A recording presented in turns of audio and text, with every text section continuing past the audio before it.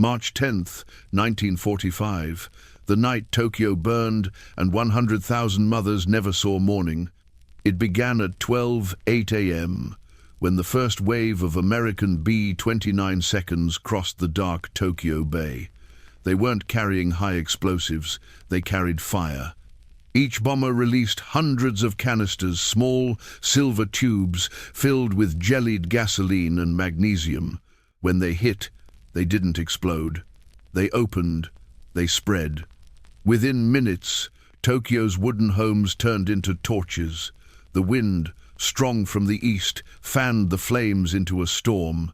The fire didn't move, it raced, street by street, house by house, until the air itself was burning. What many don't realize is that this night wasn't an accident, it was strategy. US planners had chosen Tokyo because it was made of paper and wood, because its people, mostly women, children, and the elderly, couldn't escape. Because, in their words, it would burn efficiently. By dawn, more people were dead than in Hiroshima or Nagasaki. Most were mothers asleep beside their children when the fire came through their windows. One survivor wrote, "We didn't hear the bombs. We heard the air screaming." This is the story of that night, the night the sky turned to fire and the promise of never again came only after the mothers of Tokyo were already gone. They called it efficiency, not destruction.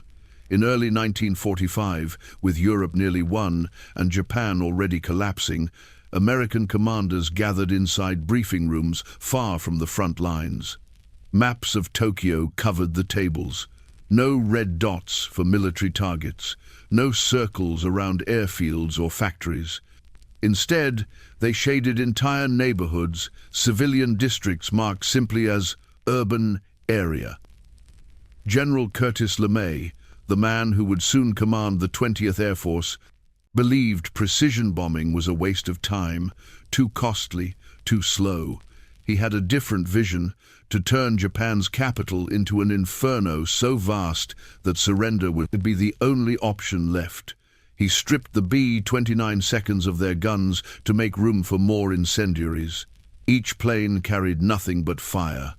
Thousands of M69 napalm bomblets, designed not to destroy buildings but to ignite them, to crawl through alleys, to feed on air. Official memos used clean, bloodless language. Urban dwellings highly flammable, objective, maximize spread factor. But what they were describing was a human trap. Tokyo was a city of paper and wood. Houses built side by side, connected by narrow lanes. Once the first wave hit, no one could escape. Even the timing was deliberate. They struck after midnight, when mothers and children were asleep, when water pressure was lowest, and the city's firefighting systems were useless. It wasn't a bombing, it was a burning. LeMay would later call it a necessary demonstration of power. But for those below, it wasn't power they saw, it was the sky turning red. American flyers recalled the glow from 200 miles away, visible even from the returning bombers over the sea. One pilot said, "It looked like the sun had risen from the wrong direction." They had been told the targets were military storage areas. What they saw instead were entire districts, homes, markets, schools, engulfed in a single sheet of fire. Within the first hour, wind speeds reached 100 miles an hour. Flames leapt across the Sumida River, jumping gaps wider than city blocks. Tokyo had become a furnace, and in the heart of that furnace were the people who had no idea why it had come. What many don't realize is that by March 1945, Japan's war was already lost. Factories had stopped producing, oil reserves were gone, food shortages were crippling cities. But still, the raids continued because the logic of total war demanded not surrender, but annihilation. From the comfort of distant bases, planners called it Operation Success. In the streets of Tokyo, mothers called it the end of the world. And when the first sirens began to wail, they didn't run, they went to wake their children. When the sirens wailed, mothers didn't run, they gathered their children. They had done it before, dozens of times. Tokyo's air raid alarms had become part of life, loud, frightening, but usually ending in relief. The bombs had always fallen somewhere else, but not tonight. This time, the air itself was on fire. Families rushed from their homes clutching small bundles, towels, photos, a few rice balls. They covered their children's faces with wet cloths, just as they'd been told in government pamphlets. But the heat was stronger than the rainwater. The towels caught fire before the houses did. Mothers carried babies on their backs and held toddlers by the hand, trying to reach the river. Fathers were mostly gone, drafted, missing, or already dead. The weight of survival rested on women who had never held a weapon, only the lives of everyone they loved. A woman named Yoshiko Hattori remembered running through streets that glowed like coals. The sky was red. The wind pushed fire along the ground. My child screamed that the air hurt. Another, Fumiko Sato, tried to flee with her elderly mother and 2 daughters. The fire caught up before they reached the next block. When she stumbled out hours later, she carried 1 daughter alive and 1 she would not speak of again. Every direction became death. People tripped over fallen wires. Roofs collapsed mid-run. Even those who reached the rivers found no safety, only heat so intense it turned the water into steam. In shelters, oxygen disappeared in seconds. Families died not from flame, but from suffocation. Rescuers later found them sitting upright, hands over their children's mouths, faces peaceful in a final act of protection. They weren't soldiers. They weren't enemies.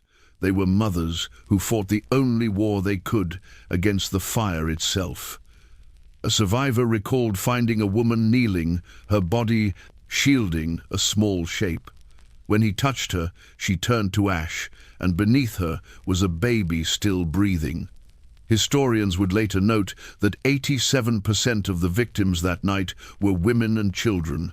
But statistics don't tell you what it meant to a 6-year-old watching his mother's kimono catch flame. They don't capture the sound of thousands calling for their children at once and getting no answer. The war had told them to endure, to serve, to sacrifice. They did, and in the end, they burned for it. By dawn, the fires had done what no army could, silenced the heart of a city built on motherhood. The bombs were gone, but the crying continued, soft and broken, under a sky that still glowed red. And when the last screams faded, only the rivers moved, carrying with them the ashes of Tokyo's mothers. When the air turned to fire, they ran to the water. Every street, every alleyway, every breath burned. The heat was so fierce that the soles of people's feet melted as they ran. Mothers carried babies on their backs, clutching children by the wrist, following the same desperate idea: if we reach the river, we live. The Sumida River, wide, familiar, a comfort in ordinary times, had become the city's final hope. Tens of thousands surged toward its banks. Families pushed carts that caught fire mid-run. Bicycles melted into the asphalt. The night wind screamed louder than any engine. A survivor, Hiroko Ishida, remembered the moment the air changed. The sky was falling. Fire came sideways, not down. We ran into the river, but even the water was burning. Incendiary oil floated on the surface, turning the river into a mirror of flame. Mothers jumped in, holding their children above the water, but the fire found them anyway. Many never resurfaced. Boats along the banks capsized under the weight of panicked people. Others drifted downstream, full of the dead.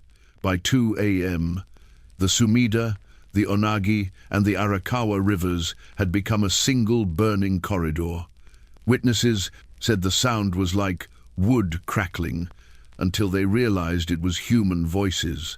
The bridges, once escape routes, became traps. Flames leapt across them in sheets of orange and blue.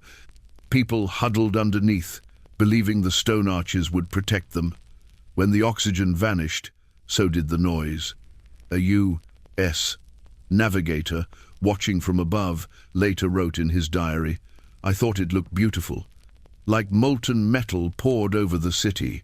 He didn't know that, below him, families were kneeling together in the shallows, praying for a god they believed had left them.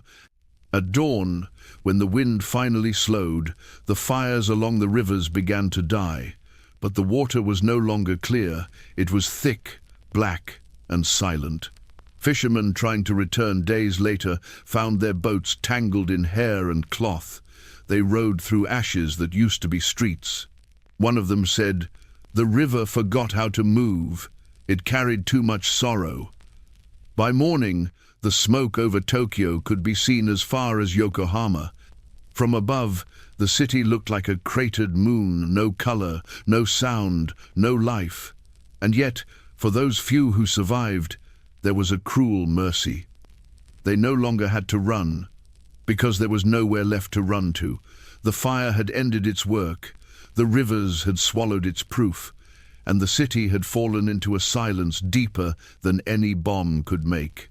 But when the survivors crawled out from the mud and ashes, the true horror waited for them, a city without mothers, a dawn without voices. The fire ended. The silence didn't.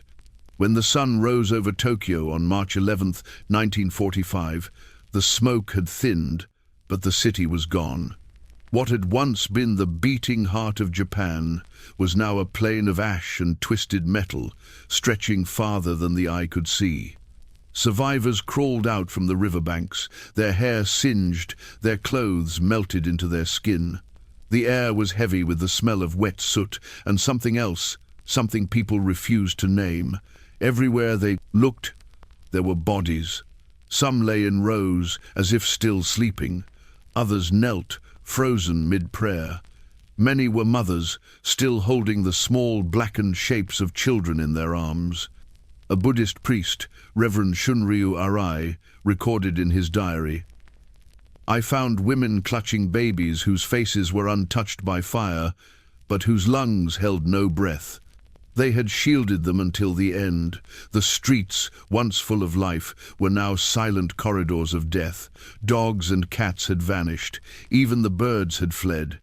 One survivor recalled, "It was so quiet, I thought the world had ended and we were the only ones left." The city's fire brigades, those who survived, wandered aimlessly, no hoses, no water, no orders. There were no buildings left to save. A mother named Keiko Nakamura wrote weeks later, "I found my neighbor's child. I could tell it was her by the cloth I had sewn on his sleeve. I carried him home in a bucket." Government officials began taking photographs, documenting what they called damage assessment. But what they captured were scenes no lens could justify. Lines of women turned to shadows, streets littered with sandals, teapots, dolls. The official U.S. military report called it an outstanding tactical success. LeMay's logbook recorded the mission as exceptionally effective. For him, it was numbers 16 square miles destroyed, 100,000 estimated dead. For Tokyo, it was mothers gone without graves, their families erased from the census. In the afternoon, when the first carts rolled in to collect the bodies, the wheels sank into the melted streets. Volunteers carried remains in baskets and buckets, unsure where to place them. Temples became morgues, schoolyards became funeral grounds. In one photograph, a single mother stands barefoot amid the ruins, her head bowed. Beside her, a tiny shoe half buried in the ash. The caption reads only, "Unknown." That was Tokyo's new name, Unknown. They would never rebuild the same city. Because the people who made it a city, the mothers who sang lullabies over boiling rice, who mended uniforms, who waited through the nights of sirens, were gone. And yet, the bombers would come again, Nagoya, Osaka, Kobe. Night after night, the fire spread across Japan like a plague with wings. But even among ashes, numbers still mattered more than lives. In war rooms, fire had a number. In Tokyo, it had a face. On paper, the raid of March 10th was called Operation Meeting House. In the ledgers of the U.S. Army Air Forces, it was written neatly in ink, 95% success. In those same ledgers, the word civilian appeared only once. Over 100,000 people were killed in a single night, but to the strategists in Guam, it was a matter of geometry, how many square miles of the city could be erased with 1 ton of fuel. General Curtis LeMay's post-action report described it plainly. 16 square miles, destroyed. 1 million rendered homeless. Enemy production capacity crippled. What it did not say was that nearly every factory had already stopped working, that the firestorm destroyed far more bedrooms than barracks, more kitchens than command centers, that the city's labor force was not soldiers, it was mothers sewing bandages by candlelight, and children melting scrap metal for school projects called victory in the sky. The language of victory was measured in degrees of heat. Each B-29 carried 1,665 firebombs. Each bomb burned for 20 minutes at 2,000 degrees. Each firestorm lasted 7 hours. Each statistic erased a story. A few American airmen understood. Sergeant James Hughes, tail gunner on a returning bomber, wrote in his journal, "They said we were bombing factories. I saw rows of small fires that moved. Those weren't factories." Back home, newspapers printed the headlines with pride. Tokyo burning, greatest raid in history. No photographs of women, no mention of the children who melted into the Sumida River. The arithmetic of war had no place for faces. And yet, behind those numbers were details too human to forget. A mother found with a kettle still clutched in her hands, as if she had tried to save water. A child with a school satchel fused to his back. A pair of sandals resting side by side, the feet long gone. LeMay would later say, without remorse, "If we'd lost the war, we'd all have been tried as war criminals." It wasn't a confession. It was an observation. He went on to command the Strategic Air Command, the architect of America's Cold War nuclear strategy. The lesson of Tokyo wasn't grief. It was efficiency. The tactics that burned this city would be refined in Dresden, then used again over North Korea, and finally perfected with atomic fire in Hiroshima and Nagasaki. Only after that, after the mushroom clouds, after the Second World War ended in the ruins of 2 continents, did the phrase, "never again," begin to circulate in speeches and treaties. But those words came too late. For Tokyo's mothers, never again was just another promise written after the graves were already full. The war planners called it the decisive blow. The survivors called it something else. The night the wind forgot mercy. And as Tokyo began to rise again from the ashes, it carried something heavier than ruin, a silence that would last for generations. Tokyo rebuilt, but the silence never left. In the years that followed, the city rose again, floor by floor, from its own ashes. Streets widened, bridges straightened, the skyline filled with light. To a stranger arriving in 1950, it was easy to believe the past had been erased. But for those who had lived through that night, the silence hung in the air like the smoke that once darkened the sky. No one wanted to speak of it, not the government, not the press, not even the survivors themselves. Japan was determined to move forward, to modernize, to forget. Factories were rebuilt before the memorials. The economy recovered before the families did. Unlike Hiroshima or Nagasaki, Tokyo had no peace park, no national day of mourning, no monument to the lost mothers and children. The firebombing was too messy, too ordinary, too human. There was no single bomb to blame, no instant flash, only hours of agony carried out in silence. The victims were scattered through the city's ruins, their ashes buried beneath the new foundations of progress. A woman named Eiko Tanabe, who had lost both her daughters, later said, "They told us to rebuild, so we built. But each time I hammered a nail, I wondered whose bones were below." She wasn't speaking in metaphor. During the reconstruction of Ueno and Asakusa, workers unearthed fragments of skulls, bits of porcelain, pieces of melted utensils. They covered them quietly and kept building. In post-war classrooms, the Tokyo air raids were reduced to a single paragraph: urban damage from incendiary bombing. Students learned more about Hiroshima than about their own capital. Even mothers who survived didn't tell their children. They wanted them to grow up free from nightmares. A survivor named Mitsuko Kagawa recalled, "I never told my son. I wanted him to think his city was just made of light." But memory doesn't die easily. It lingers in the air, in the still corners of alleys where incense burns every March 10th, left by hands that never forgot. Those small offerings, a bowl of rice, a flower, a flicker of candlelight, became Tokyo's secret memorials. No cameras, no speeches, just the quiet hum of traffic and a whisper of smoke curling into the night. In those moments, the city still remembers not through words, but through silence. And for the few survivors who remain, that silence is both a comfort and a punishment. They live among the noise of a new world, but carry the stillness of the old one. Each anniversary brings both relief and sorrow, relief that others finally remember, sorrow that it took so long. Because for decades, the world looked away, and by the time it looked back, most of those who could speak were gone. Many of these women never had graves, but every time we tell their story, we give them one. If this story matters to you, if you believe remembrance is part of peace, share it, because silence, unbroken, becomes forgetting. But even silence can't hold forever. Decades later, the earth itself began to speak, whispering through the bones uncovered, through the rivers that still ran black beneath the city. Never again, they said, but only after the mothers were gone.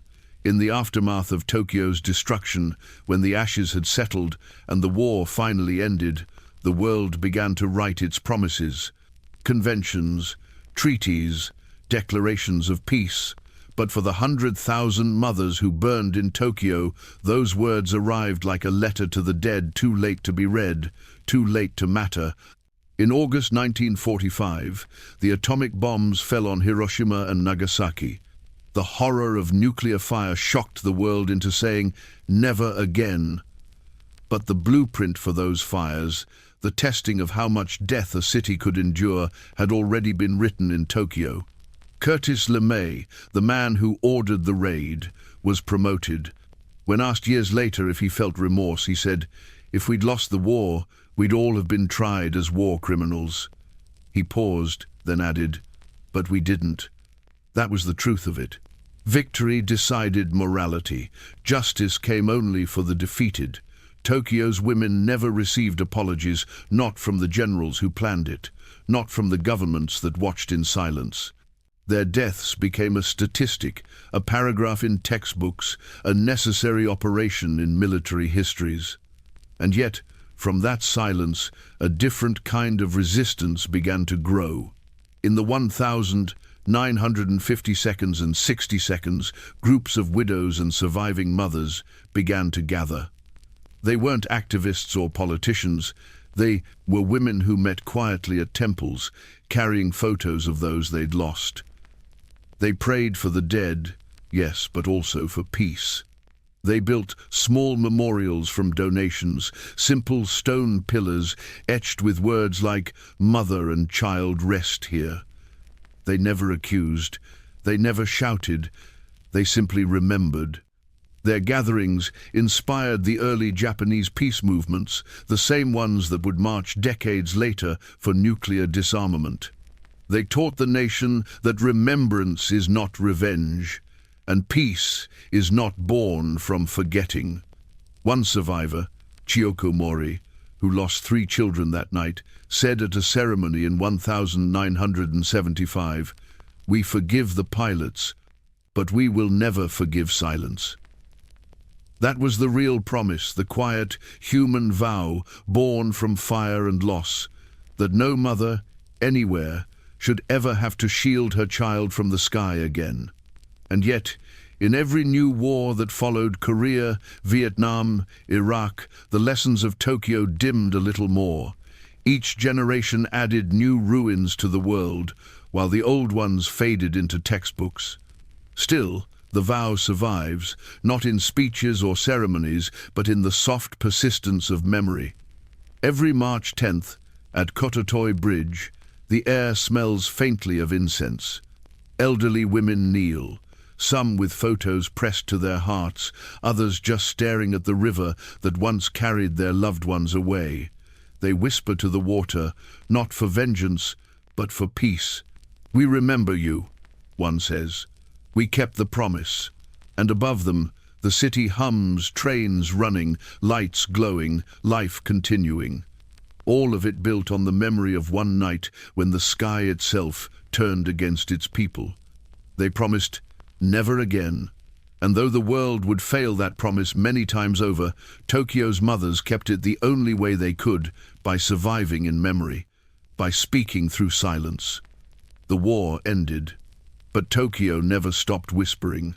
Today, it's a city of motion, subways roaring, lights blinking, laughter echoing through cafes, and streets rebuilt from ash. To the unknowing, it's a symbol of progress, of rebirth. But for those who listen closely, beneath the hum of traffic and the chatter of crowds, there's something else, a faint hush, a breath between sounds. That silence is memory. It belongs to the 100,000 mothers who never saw morning, to the children who clung to their hands until the air itself burned away, to the generations who rebuilt a world from ashes but carried the weight of what was gone.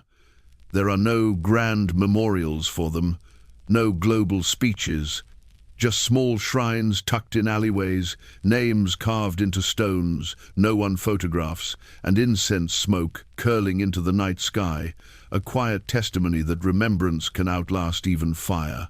A woman named Sumi Okada, now over 90, lights incense at dawn each March 10th. She never speaks during the ceremony. When asked why she keeps returning, she says softly, "Because silence is the only language the dead can still hear." That's what remains, not ruins, not rubble, but the unbroken promise of memory. The US called it strategy, Japan called it survival, but the truth, whispered through time, is simpler than both. It was mothers. It was families. It was life turned to smoke so that others could measure victory, and though the world promised never again, that vow was written on paper. The mothers of Tokyo wrote theirs in fire and kept it in silence. So, the next time you walk through Tokyo, pause when the city grows quiet. Listen closely, because beneath the rumble of trains, the rustle of cherry blossoms, and the sound of modern life, you can still hear them, not crying, not screaming, just breathing, reminding us that peace isn't the absence of war, it's the presence of memory. If this story moved you, if you believe remembrance matters, share it. Because every story told keeps a promise alive, and every voice that remembers brings the silence one step closer to peace.